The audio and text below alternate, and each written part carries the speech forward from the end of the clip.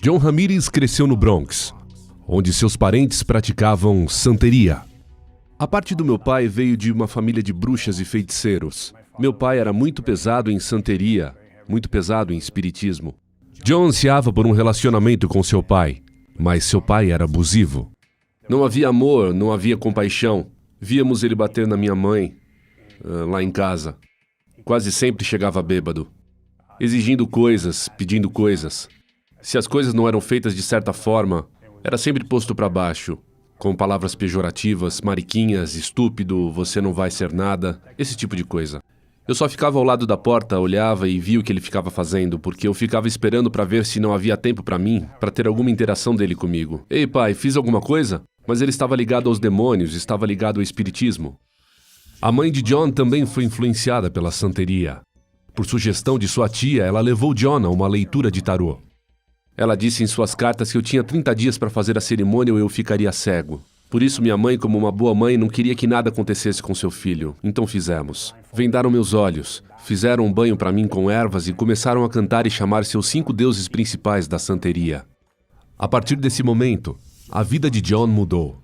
Toda a minha personalidade, tudo que eu representava como menino, não estava mais lá. Eu senti como se alguém pegasse um cobertor preto e me cobrisse com ele, espiritualmente. Eu respondia não só minha mãe e meu pai, mas eu estava respondendo aos demônios, na verdade. O envolvimento de John com santeria se aprofundou rapidamente. Eu estava sendo ensinado e treinado com a alta hierarquia dos adoradores do diabo. Eu ia infiltrado em funerárias, agindo como se eu conhecesse a pessoa que morreu porque eu queria comprar a alma dela, porque eu podia obter essa alma e colocá-la em alguém, para morrer igual. Quando traficantes de drogas morriam na rua, eu queria correr e tirar o sangue porque eu podia usar esse sangue para fazer bruxaria. Pela primeira vez em sua vida, John sentiu-se poderoso e respeitado. As pessoas sabiam que eu era uma força a ser reconhecida. Eu gostava desse poder. Eu era taxado apenas como um menino. Agora eu tinha a autoridade e o poder para fazer o que eu quisesse. Quando John tinha 13 anos, seu pai foi assassinado em uma briga de bar. John deu crédito ao diabo para aliviar o sofrimento de sua mãe. Eu ficava até às 5 da manhã clamando a Deus, dizendo, ajuda minha mãe. E ninguém apareceu. Mas o diabo apareceu porque ele matou meu pai. Acreditei no que o diabo disse, ninguém te ama, mas eu te amo. Seu pai não pôde proporcionar a você, mas eu sou seu provedor. O diabo disse para mim, faça a religião. Eu vou te dar o que você quiser. É só pedir. John diz que Satanás se tornou o pai que ele nunca teve. John se dedicou a ele. Eu acendia minhas velas, eu cuspia rum.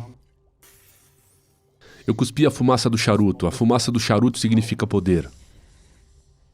Se eu não tinha dinheiro para um galo, eu me cortava e usava o meu próprio sangue e o despejava. Toda a atmosfera da sala mudava. E sabe que havia algo lá. E quando ele está lá, você tem que tratá-lo como um membro da família. Meu pai, estou aqui. O que você gostaria de falar comigo? O que você quer que eu faça? Conforme o tempo passava, John também praticava as artes das trevas fora do seu apartamento. Ele visava os cristãos em particular. Nos clubes eu ia em busca de cristãos. E eu sabia que no clube você estava na diversão do diabo. Então eu sabia que se eu pudesse chegar em você e você já tivesse bebido um bocado, eu sabia que tudo que eu tinha que fazer era dizer, escute, eu tenho algo para te dizer. E a pessoa dava brecha dizendo, o que você precisa me dizer? Você me deu a porta de entrada.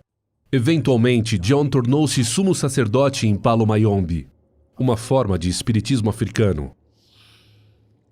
Conforme ele se tornava mais poderoso, John levou a guerra a sério. O diabo me disse que eu tinha que ir para a vizinhança no reino do espírito, para enfraquecê-lo no natural. Tudo que você matar no reino do espírito pode matar no natural. Eu deixava meu corpo em casa e me projetava de forma astral em diferentes bairros, regiões, estados, em diferentes países. Enquanto eu voava para os bairros, eu falava maldições para a vizinhança, falava coisas que eu queria que acontecesse para o bairro. Às vezes eu entrava em um bairro e podia ver esse grupo de pessoas no reino do espírito na esquina orando, de mãos dadas, cabeças inclinadas, orando acima de uma tempestade. E eu não tinha sucesso naquele bairro. Aquele bairro foi santificado, abençoado pela oração.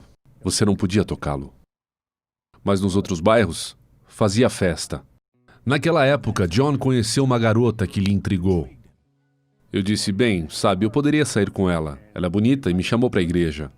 Ela também convidou John para conhecer seus pais, que falaram com ele sobre Jesus. Eles apresentaram a Bíblia. Ei, escute, queremos falar com você sobre isso. Eu fiquei tipo, eu não posso ir mais lá, eles são loucos. E eu disse, me deixa fazer a digestão, depois você fala desse tal Jesus. Então depois que eu a deixei, eu ia adorar ao diabo e matar animais durante toda a noite. E depois eu voltava e a via, mas ela não sabia. John achou os cristãos divertidos e inofensivos. Nós tínhamos um sistema diferente do deles. Eles têm coisas como beijos, aleluia, nós te amamos. Eu continuei indo à igreja para agradá-la, mas eu não deixaria as pessoas que eu era comprometido. Numa manhã de domingo, o pastor deu uma chamada para virem à frente. John foi à frente, mas ele não estava preparado para o que aconteceria em seguida. Eu disse, bem, o diabo não pode me tocar aqui. Estou na frente do pastor agora, estou protegido. De repente, fiquei possesso, agarrei-o pelo pescoço no ar e disse, eu vim para você. E todos aqueles homens grandões saíram de seus assentos e tentaram me agarrar e eu os jogava como papéis. Então, 200 e poucas pessoas levantaram as mãos. Uma guerra espiritual para uma pessoa que teria matado a todos num piscar de olhos. Eu vi o poder de Deus na igreja. Um dos caras sussurrava no meu ouvido, diga, Jesus é o Senhor, diga, Jesus é o Senhor, diga, diga.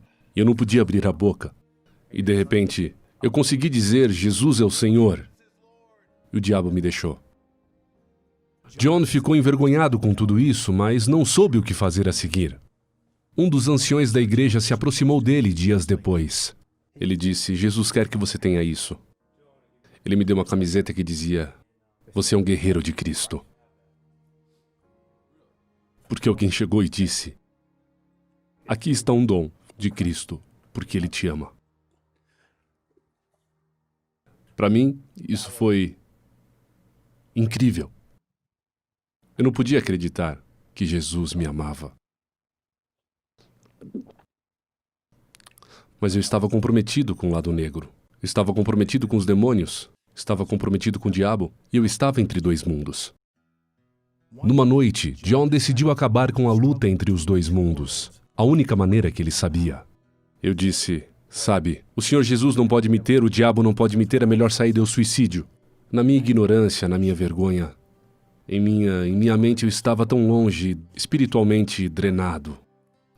Esgotado espiritualmente. John não sabia como orar, mas ele começou a falar com Deus. Não sei como eles chamam você, Jesus, sei lá como chamam na igreja, eu não gosto de você, eu nunca gostei de você, eu nunca tive nada a ver com você, não quero relações com você, eu te odeio, eu não quero fazer parte de você, eu nunca quero ser um cristão. Eu negarei você, se isso vai te afastar de mim. Vou adorar o diabo até o dia que eu morrer. E eu sussurrei, se você é maior do que o Deus que eu sirvo, então você me mostra hoje à noite ou me deixa em paz. John foi dormir e sonhou que estava em um metrô. O trem estava cheio de gente. Seus rostos foram drenados e estávamos indo para um lugar que eu sabia que não era bom. E como o trem ia mais rápido que a luz, havia uma senhora vestida muito elegante.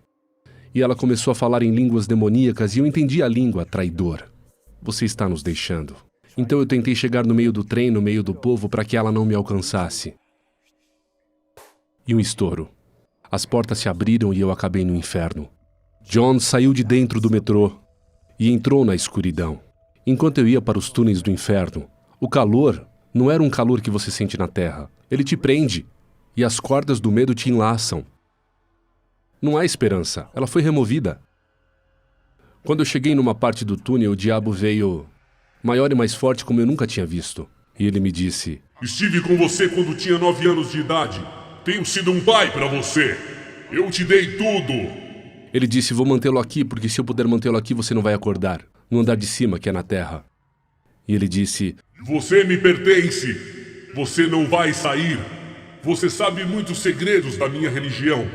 E quando ele veio para me agarrar, me destinar, esta cruz de 1 metro apareceu nas minhas mãos. Não consegui entender como uma cruz apareceu na minha mão, eu nunca liguei para a cruz. Eu a coloquei no diabo. E ele se sentiu como um nada, como se ele fosse um bebê, sem poderes, ao pé da cruz. Quando John acordou, ele era um homem mudado. E eu soube que Jesus é o Senhor. Eu dobrei meu joelho para a cruz. E Jesus entrou na minha vida.